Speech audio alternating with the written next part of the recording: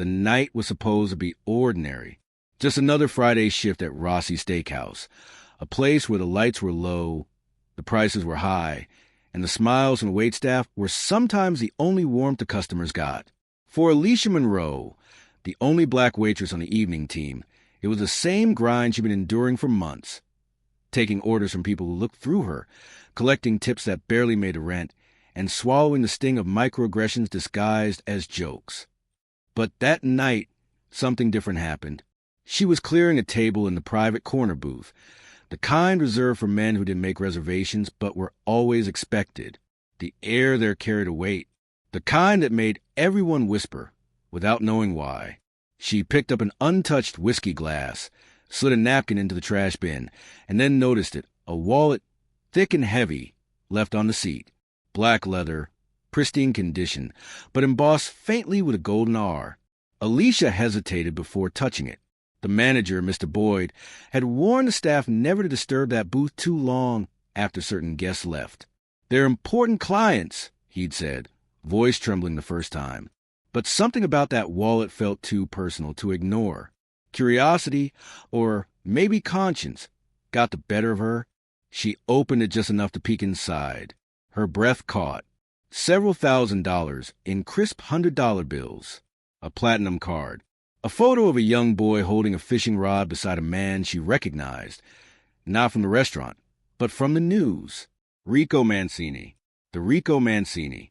The man prosecutors once called the most dangerous mafia boss on the East Coast. Her heart pounded. If the stories about him were true, losing that wallet could mean someone's life. Maybe hers if she didn't handle it right. Still, Alicia did what felt right. She picked up the phone, dialed the number on a business card inside the wallet, and said she'd found something that belonged to him. She had no idea that call would change everything, because Rico Mancini hadn't lost his wallet by accident. Rossi's Steakhouse sat on the corner of Lexington and 32nd, a relic of old money and older secrets. The kind of place where the chandeliers were polished, but the conversations were not. The regulars were businessmen, politicians, and a few faces that smiled too little to be trusted. For Alicia Monroe, the job wasn't glamorous, but it was survival.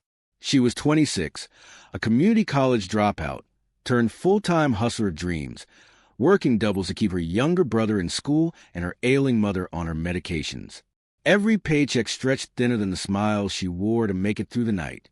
The other waitresses liked to gossip about who tipped best, who flirted the most, and which customers were worth tolerating. Alicia, though, kept to herself. She had learned that silence was safer than explaining why she couldn't just get another job. When you were a black woman in an establishment that treated you as an ornament instead of an employee, invisibility was a kind of armor. That Friday, the air in the restaurant carried a different energy. The private booth had been booked out since noon, but no one had dared approach it until the party arrived. 3 men in tailored suits, flanked by silent bodyguards who didn't order food. The leader of the group, with silver hair slicked back and sharp eyes that could slice glass, had been unmistakable.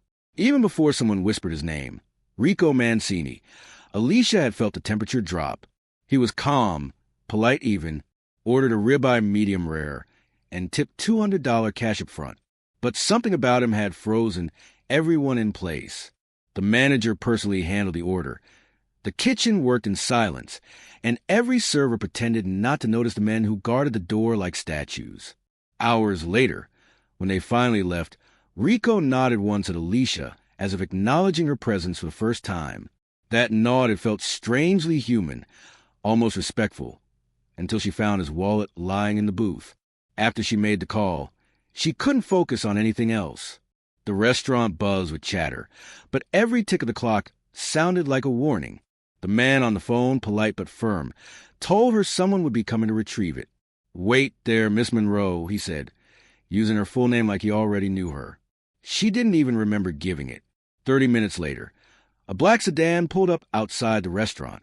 2 men in dark coats stepped out, one carrying himself with military precision, the other scanning the street with predator eyes. The staff froze. Alicia's manager stammered something about calling security. But before he could act, the taller man asked for Alicia directly, by name. Customers turned to watch as she stepped forward, clutching the wallet in both hands. Her palms were slick with sweat, her chest tight with fear.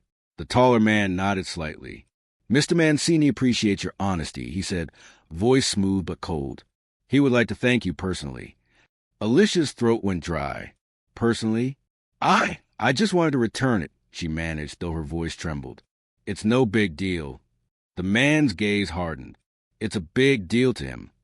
And before she could protest, he held the door open, gesturing toward the waiting car. Her manager muttered her name like a prayer, but said nothing else.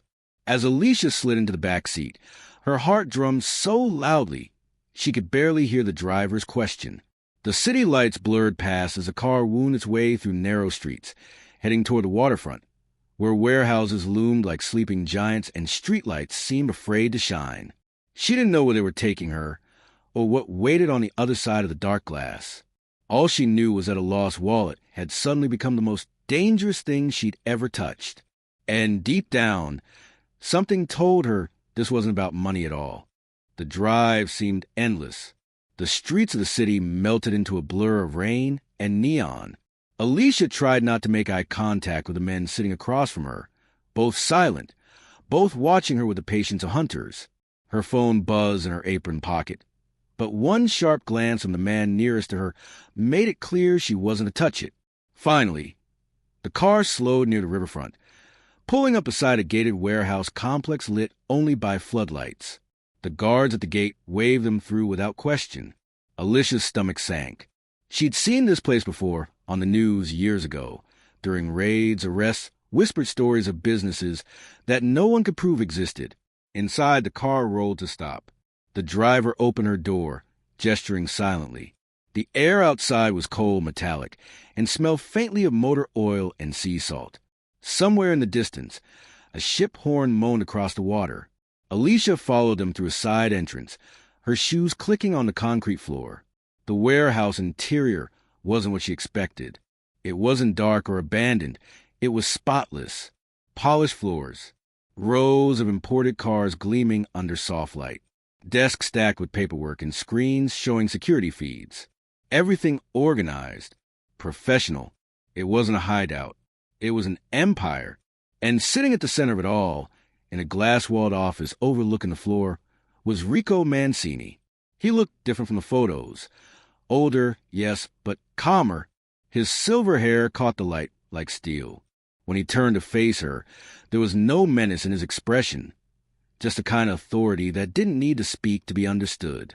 Alicia froze in the doorway, clutching the wallet. He gestured for her to step forward. She did. Rico leaned back in his chair, studying her. "You found something of mine," he said, his tone measured, like every word was weighed before leaving his mouth. Alicia nodded, her voice barely above a whisper. I wanted to return it. I didn't mean to look inside.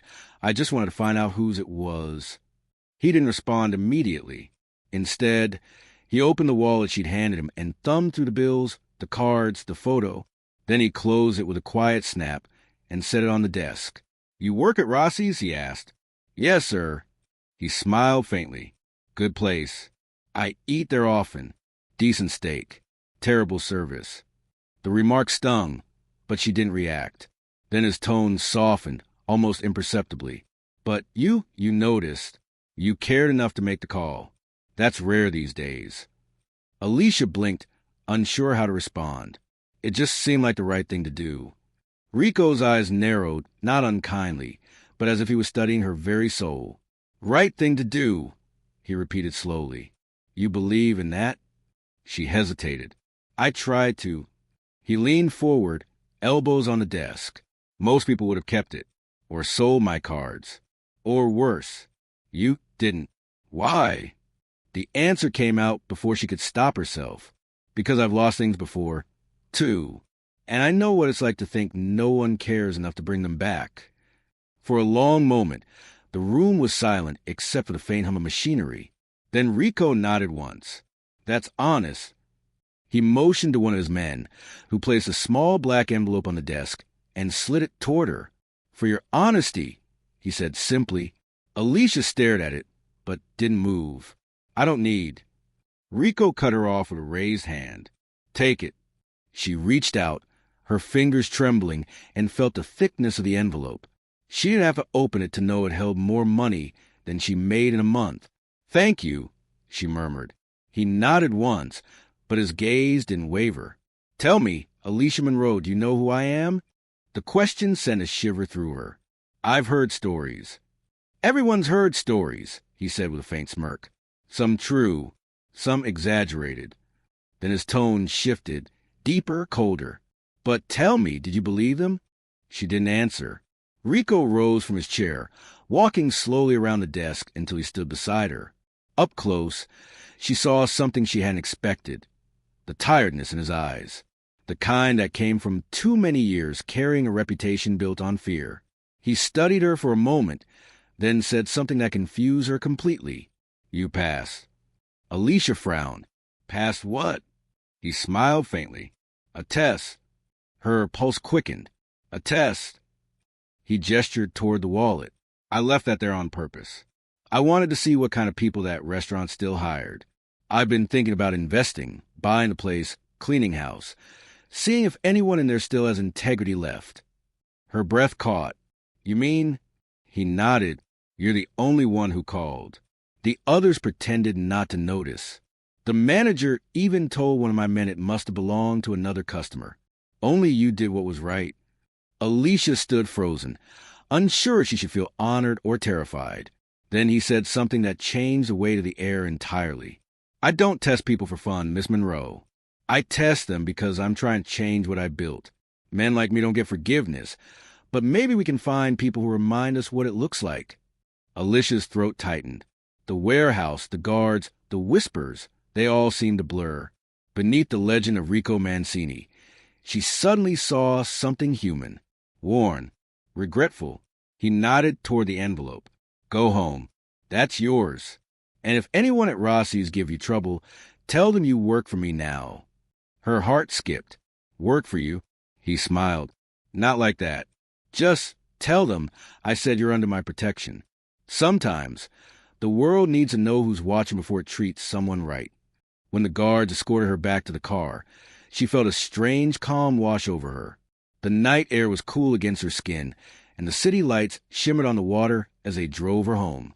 But as she stepped out onto her quiet street, she couldn't shake one haunting thought. If this had been a test, what else had he been testing for? Because somewhere deep down, Alicia sensed that this wasn't the end of the story. For 2 weeks, Alicia tried to go back to normal, or at least pretend she could. But nothing about her life felt ordinary anymore. The night after she returned the wallet, her paycheck was mysteriously doubled. The manager, red-faced and stammering, told her that corporate had restructured some of the restaurant's payroll. 2 days later, he started treating her like royalty, speaking politely, giving her easier tables, even apologizing for the first time since she'd been hired. But everyone else whispered behind her back. Who does she think she is? One of the servers muttered. She must have something on the boss, another said. The glances weren't friendly anymore. They were fearful, envious. Alicia didn't know what to think, until the black sedan reappeared one evening outside Rossi's. This time, there was no invitation, just a quiet message delivered through the maitre d'. Mr. Mancini wants to see you. Her pulse raced, but something in her gut told her not to refuse. When she slid into the car, the same 2 men from before were waiting, stone-faced and silent. The drive was shorter this time, leading to a downtown high-rise, the kind that had security cameras, marble lobbies, and elevators that required keys. The guards escorted her to the top floor, where an entire office suite overlooked the glittering city. And there he was, Rico Mancini, standing by the window, a glass of whiskey in hand. Miss Monroe, he said without turning. Do you know why you're here? She shook her head. No, sir. He turned then, his expression unreadable. Because people are talking about you. Her stomach tightened. Talking? He set the glass down. Your manager, your co-workers, even a few of my own men. They're wondering why a waitress caught my attention. I didn't mean to. He raised a hand to stop her. You didn't do anything wrong. But in my world, perception is everything. Some think I'm trying to make a statement by helping you. Others think you're an informant. Alicia blinked. An informant? He smiled faintly. It's ironic, isn't it? You do the honest thing, and people start seeing you as a threat. She didn't know what to say. He walked closer, studying her face. You remind me of someone, he said quietly. My mother. She used to tell me the same thing you said that night, that doing what's right shouldn't depend on who's watching. His voice softened. She was killed when I was 15. Wrong place, wrong time. A deal gone bad. I built everything I have to make sure I'd never feel powerless again. But all it ever did was surround me with people who fear me, not one who'd tell me the truth. The words hit her harder than she expected. So I tested the world, he continued. Left my wallet in the hands of strangers. Cops, politicians, waiters, businessmen. Every single one failed, except you. Alicia stared at him, realization slowly dawning. You've done this before? He nodded, dozens of times. But you're the first who called. The first who didn't see my name and think of what they could take from it. Her throat tightened. Why me, though? Why now? Rico exhaled, walking back to the window. Because I'm dying. The words hung in the air like smoke. She felt her knees weaken. What? He turned to her, calm, resigned. Stage 4 pancreatic cancer. The doctors say months, maybe less. Money can't buy time, Miss Monroe. And when a man like me faces his end, he starts to wonder what will happen to the empire he built. Who will run it? Who will remember him? Who will fix what he broke? Alicia's chest tightened. You want me to... He cut her off. I don't want you to do anything illegal. I've done enough of that for a lifetime. But I do want you to take something, my restaurant, Rossi's. I own it. You didn't know that, did you? Her eyes widened. You own Rossi's? He nodded. One of many. But it's yours now. A test pass deserves a reward earned. She was speechless. I can't. I'm not qualified.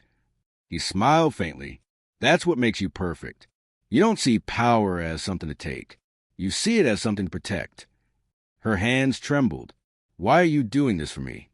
He looked at her for a long time, and for once, she saw the humanity beneath the legend, a man who'd done terrible things but was trying, in his final days, to do something right. Because, he said quietly, you reminded me that goodness still exists in a world I helped poison. The city lights glowed behind him, reflections of a life built on power, fading into twilight. Alicia felt tears sting her eyes. She didn't know what to say, what to think, or how to process what was happening. Rico reached into his coat pocket, pulled out a sealed envelope, and handed it to her. These are the papers. Rossi's is legally yours now. I already arranged everything. Her fingers trembled as she took it.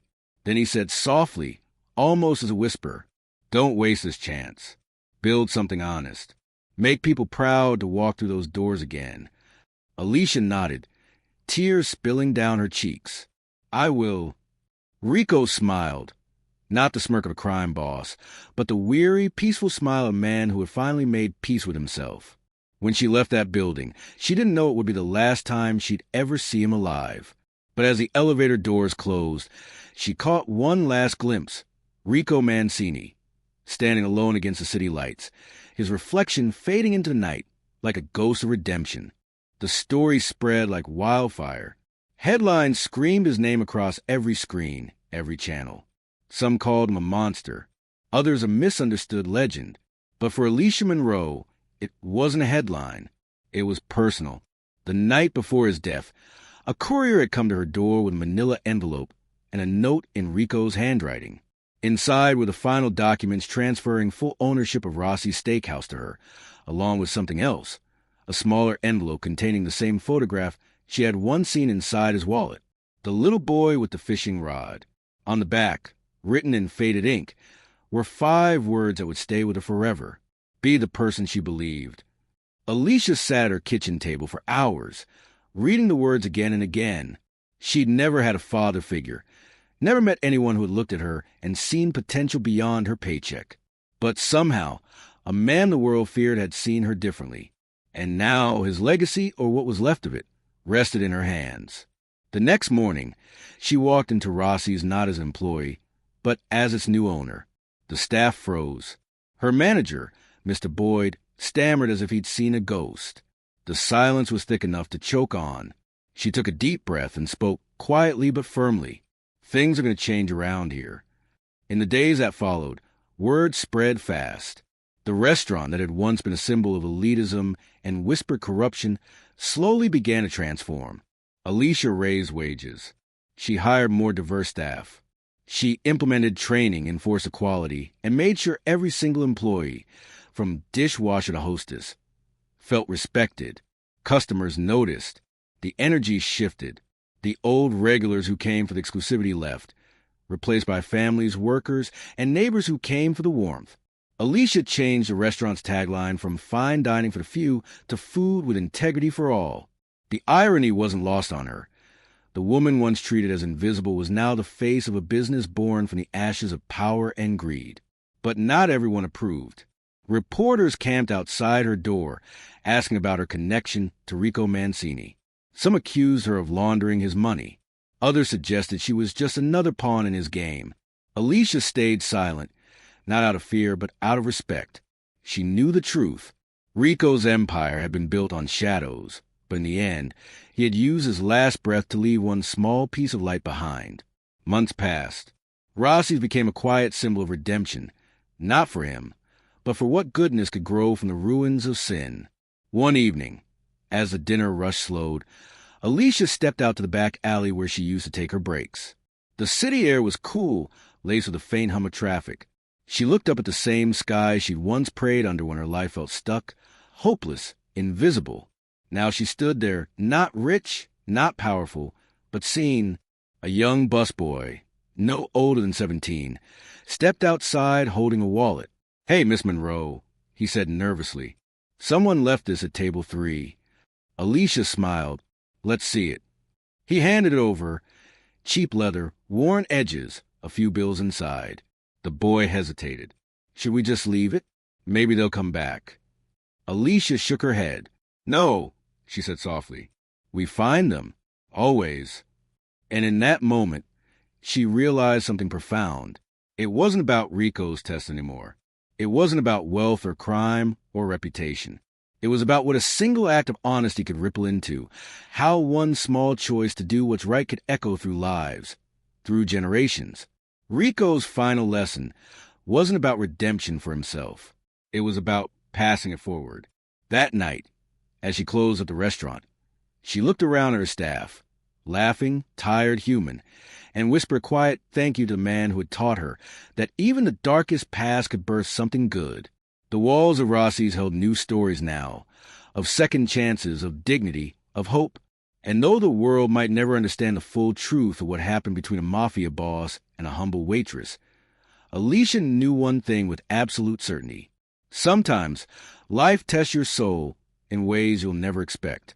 And sometimes doing the right thing, even when no one's watching, is what changes everything.